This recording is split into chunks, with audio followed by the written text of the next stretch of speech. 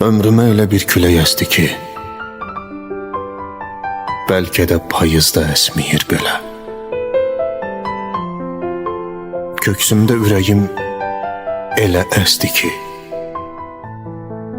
heç ağac kökündən əsməyir belə. Buludlar toqquşdu, şimşək də çaxdı.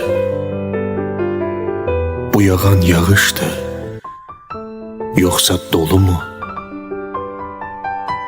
Yox, yox, dolu deyil. Yağışdı, yağdı, sel gəlib apardı sevgi yolumu. Səninlə sevgimiz yeni yetmədi. Getməyə qoymuyum tutum qolundan. Əllərim çatmadı, gücüm yetmədi.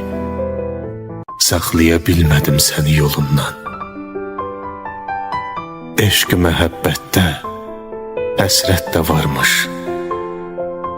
Taleyin qisməti beləymiş demək. Sənin bu gedişin qismətdə varmış. Küləyi yağışı bəhanə edək.